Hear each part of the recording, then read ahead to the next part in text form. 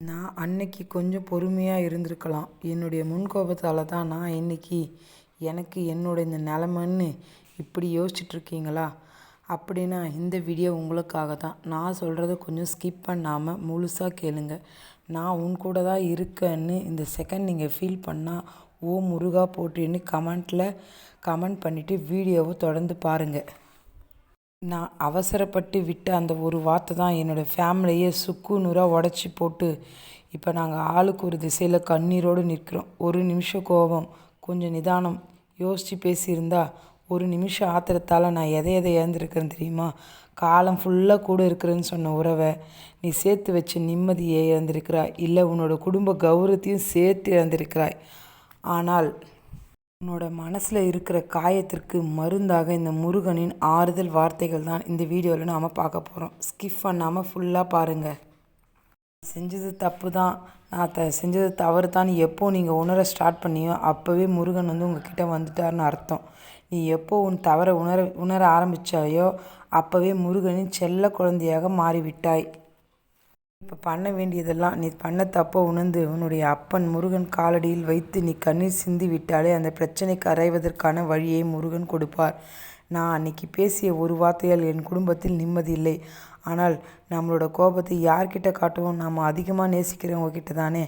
அன்னைக்கு நான் பேசிய வார்த்தைகளால் என்னோட குடும்பம் என்கிட்ட இல்லை என்று பிரிந்தவர்கள் கூட பேச முடியவில்லை.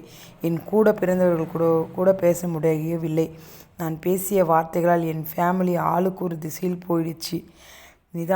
நிதானம் இல்லாமல் முடிவெடுத்த ஒரு முடிவு.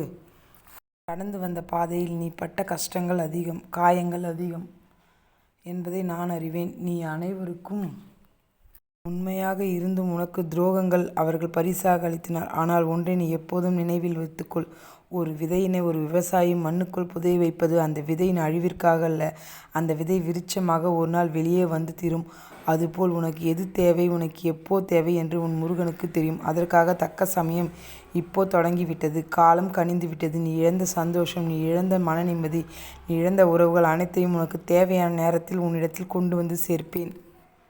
நியாயமான கோரிக்கைகள் அனைத்தையும் நான் நிறைவேற்றி தருவேன்.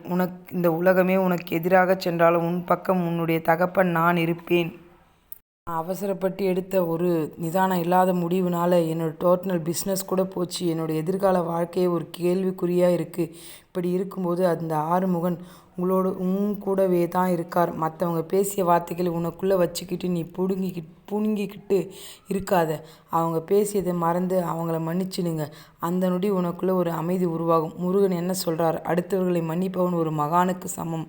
நீ அடுத்தவர்களுக்கு விட்டு கொடுத்து போகிறது நாளையோ மன்னிக்கிறதுனாலையோ நீ குறைஞ்சி போக மாட்டாய், தாழ்ந்தும் போக மாட்டாய். அதற்கு மாறாக முருகனுக்கு இன்னும் நெருக்கமானவனாக மாறுவாய். நீ யாரையும் நம்பாத, முருகனை மட்டும் நம்பு. அவர் கையில் இருக்கும் வேல் உங்களோட கஷ்டத்தை தவிர்க்க தேவை ஒரு வினாடி தானே, போக்கிடுவார். ஆத்திரப்படக்கூடாது. உங்களோட நிதானம் மட்டும் இழந்தது அனைத்தையும் உன்கிட்ட கொண்டு வந்து சேர்க்கும்.